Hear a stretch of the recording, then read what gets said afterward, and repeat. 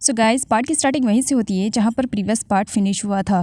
इन 6 सालों के बाद एक बार फिर से ज़िंदगी ने एक अनोखा मोड़ लिया और पोर और काऊ एक दूसरे के आमने सामने थे। दोनों बस एक दूसरे को देखे जा रहे थे, मानो वो भूल से गए हैं कि इस सिचुएशन में उन्हें किस तरीके से रिएक्ट करना है। बॉस उन दोनों को देख करके पूछते हैं क्या वो लोग पहले मिल चुके हैं। पोर तो बस काऊ को ही देखे जा रहा था, तो वहीं पर काऊ पोर से इस तरीके से मिलती है कि मानो लाइफ में वो फर्स्ट टाइम पोर से मिल रही है, जिसे लेकर के पोर काफ़ी हर्ट होता है। पीछे से थीबी आ जाता है और वो डिश लेकर आया हुआ था जो कि थोड़ी देर पहले उसने काऊ से कहा था कि बहुत ज़्यादा टेस्टी है। काऊ जब पोर को देखती है तब मना करती है, लेकिन थी इंसिस्ट करने लगता है, प्लीज़ एक बार टेस्ट तो करो, तुम्हें अच्छा लगेगा। तब काऊ थी का दिल रखने के लिए टेस्ट कर लेती है।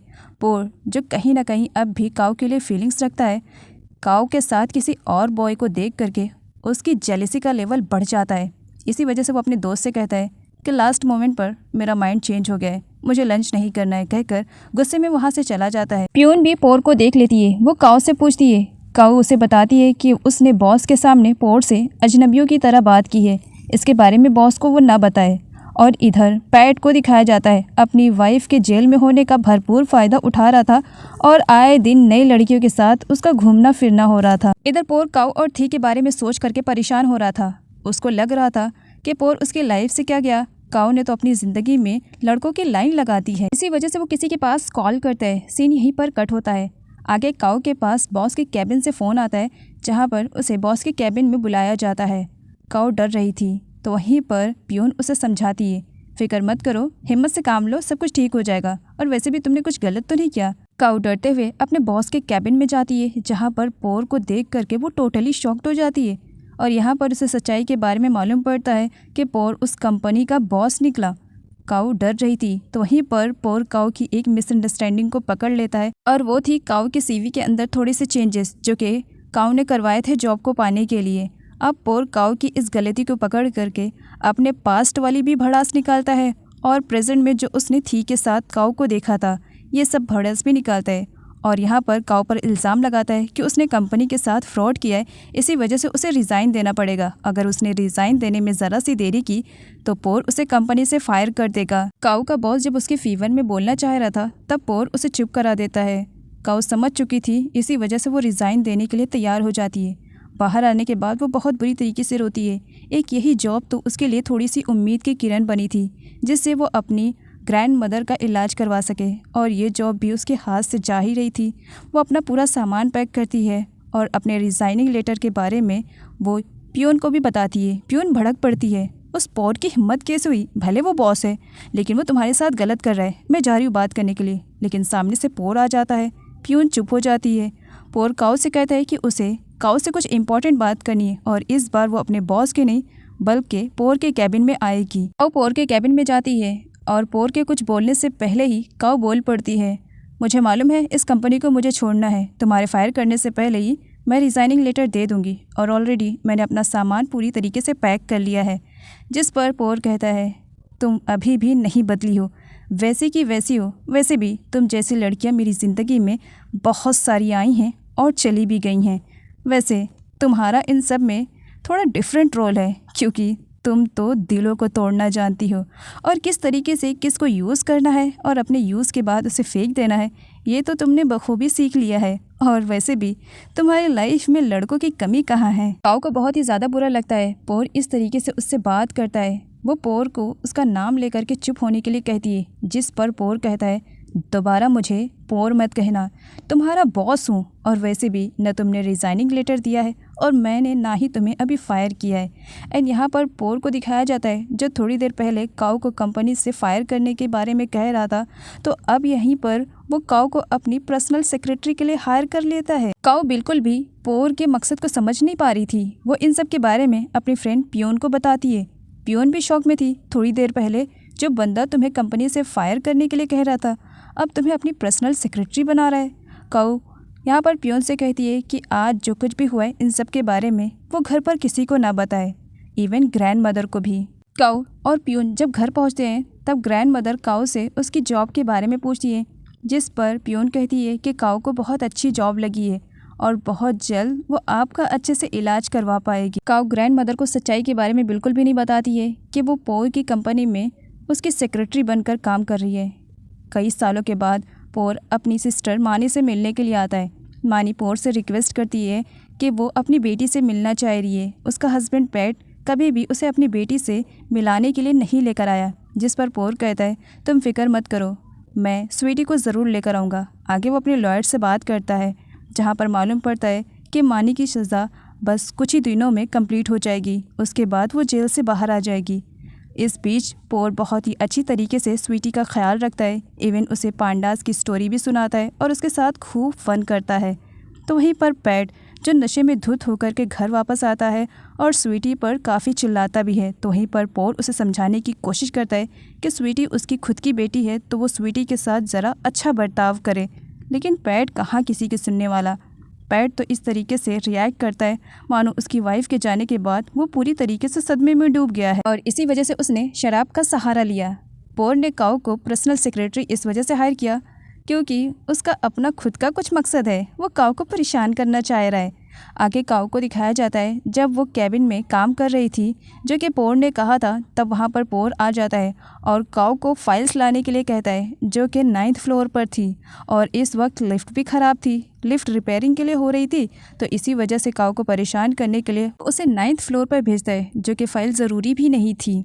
आगे दिखाया जाता है पियून को जब उससे थी मिलने के लिए आता है। थी को लगा था कि वहाँ पर काओ बैठी होगी, लेकिन पोर ने काओ की प्लेस को भी चेंज कर दिया था और काओ की जगह पर अब पियून बैठ रही थी काओ के लिए गिफ्ट लेकर आता है, लेकिन वहाँ पर पियून थी, तो इसी वजह से वो पियून को गिफ्ट दे देता है। वेट कॉन्ग के आने का इंतज़ार कर रहा था। डोरबेल बजती है, डोर ओपन करता है, तब एक न्यू फिजियोथेरेपिस्ट आई थी विट के लिए, लेकिन विट अपनी फिजियोथेरेपी उससे नहीं करवाता है। उल्टा विट कॉन्ग के हॉस्पिटल पहुँच जाता है जब कॉन्ग एक पेशेंट को विजिट कर रहा था।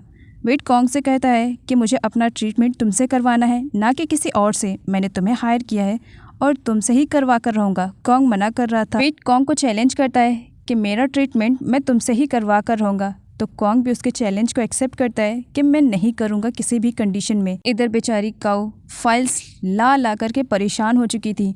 ऊपर से पोर सभी लोगों के सामने उसकी खूब इंसल्ट करता है कि उससे एक भी ढंग का काम नहीं किया जा रहा है। सभी लोग काऊ को देख रहे थे।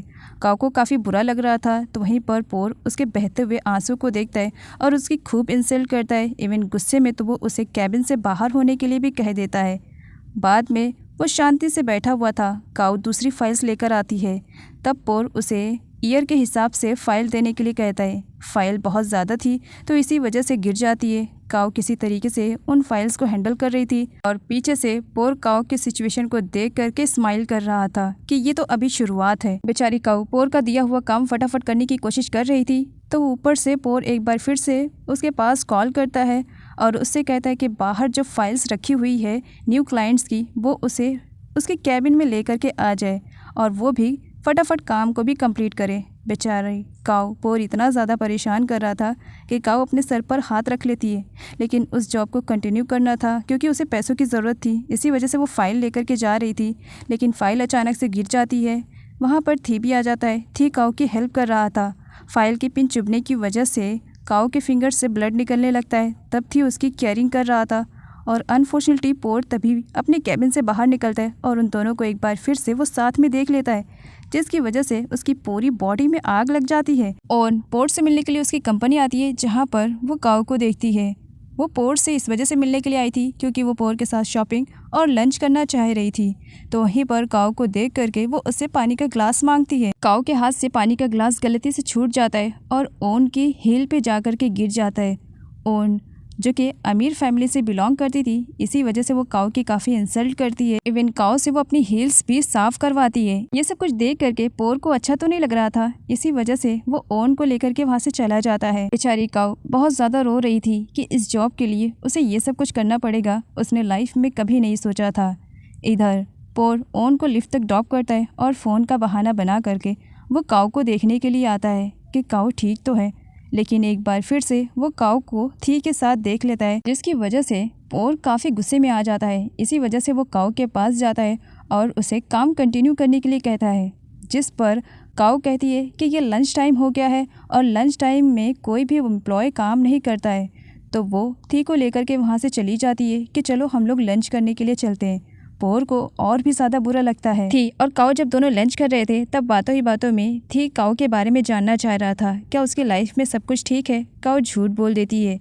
तभी पियून का कॉल आता है थी के पास, जो उससे पूछती कि काओ को तुमने देखा है, वो कहाँ गई है। वो झूठ बोल देता है कि मुझे नहीं मालूम है, जबकि पियून ने तीनों के लिए लंच ले करके रखा हुआ था कि सब साथ में खाएंगे। जब बाद में वो वहाँ से जा रही थी तब वो थी और काओ को एक साथ देख लेती है, जिसकी वजह से उसे बुरा लगता है। काओ जब लंच करके वापस आती है तब पोर काफ़ी गुस्से में था, क्योंकि उसने कई बार काओ को कॉल किया लेकिन उसने उसकी कॉल का आंसर रिप्लाई नहीं किया। इसी वजह से पोर काओ पर भड़का हुआ था। तभी उसके पास उसकी गर्लफ्रेंड ऑन का कॉल आ जाता है, जिसकी वजह से उसे वहाँ से जाना पड़ता है। दिन ब दिन ग्रैंड मदर की कंडीशन ख़राब होती जा रही थी, जिसको लेकर के कॉन्ग परेशान हो जाता है, क्योंकि उसके पास पैसे भी नहीं थे कि अब वो ग्रैंड मदर का इलाज करवाए। कॉन्ग के पास उसके सीनियर आते हैं और बताते हैं कि वीट उसका नया पेशेंट है और वीट का ट्रीटमेंट करने के लिए उसे उसके घर जाना पड़ेगा। कॉन्ग वीट के पास कॉल करता है कि उसने ये सब कुछ अच्छा नहीं किया, जिस पर वीट स्माइल कर रहा था। चलो, मैंने तुम्हें चैलेंज किया था और मैं इसमें जीत गया हूँ, तो कल से आ जाना मेरे फिजियोथेरेपी के लिए। और वीट को ना चाहते भी कॉन्ग के पास आना पड़ता है और कॉन्ग उसे काफ़ी परेशान भी करता है, क्योंकि कॉन्ग ने उसे फर्स्ट टाइम चोर जो समझ लिया था। काओ जब कंपनी आती है तब उसके टेबल पर उसके फेवरेट वाले फ्लावर रखे हुए थे। उसी वक्त पोर भी कॉल करता है।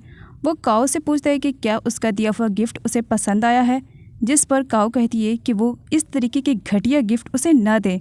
एक्चुअली यहाँ पर मिसअंडरस्टैंडिंग हो जाती है। वो फ्लावर्स किसी और ने रखा है और काओ को लग रहा था कि पोर इसी गिफ्ट के बारे में बात कर रहे हैं, जबकि पोर ने उस टेबल पर बहुत सारी फाइल्स को रखवाया था ताकि उन फाइल्स का काम का बर्डन काओ पर पड़े। लेकिन बाद में मिसअंडरस्टैंडिंग क्लियर होती है और पोर को मालूम पड़ता है कि काओ फ्लावर्स के बारे में बात कर रही है और ये फ्लावर्स किसी और ने नहीं, थी ने रखवाए थे। पोर कंपनी आता है तब उसे मालूम पड़ता है कि थी ने काओ के लिए गिफ्ट दिया है, वो भी फ्लावर्स। तो उसे बुरा लगता है और काओ से कहता है कि ये उसकी कंपनी है और उसकी कंपनी में ऐसे घटिया काम कोई करेगा तो उसे बिल्कुल भी अच्छा नहीं लगेगा। वो जानबूझ करके काओ का फ्लावर छीन लेता है उससे और डस्टबिन में डाल देता है कि दोबारा इस तरीके के फ्लावर्स मेरी कंपनी में आना नहीं चाहिए, क्योंकि ऐसे फ्लावर्स से मुझे नफरत है। स्वीटी कंपनी में थी, वो रो रही थी क्योंकि उसके डैड ने उसे मारा था। तब वहाँ पर काओ आती है और वो स्वीटी को रोते हुए देखती है। तब वो उसके चेहरे पर स्माइल लाने की पूरी कोशिश कर रही थी और ऐसा हो भी जाता है। थोड़ी देर के बाद वहाँ पर जब पोर की एंट्री होती है तब स्वीटी उसे डैड कहकर बुला देती है, जो सुन करके काओ भी काफ़ी शॉक में हो जाती है, क्योंकि स्वीटी अक्सर पोर को भी डैड ही कहा करती है। नेक्स्ट डे पोर जब कंपनी आता है तब थी पियोन को एक गिफ्ट दे रहा था, जो कि उसे काओ को देना था। पोर पियोन से वो गिफ्ट ले लेता है और काओ को ला करके दे देता है। काओ को गिफ्ट काफ़ी अच्छा लगता है क्योंकि वो एक हैंड पर्स था। काओ अपने पुराने बैग से उस पर्स में सारा सामान रखने लगती है, जो देख करके पोर को काफ़ी बुरा लग रहा था। पोर काओ का हाथ काफ़ी टाइटली पकड़ता है, जबकि काओ कहती है मुझे दर्द हो रहा है, मुझे छोड़ो। पोर नहीं छोड़ता है और ज़बरदस्ती उसे अपनी कार में बैठा लेता है और कहीं ले करके जाने लगता है।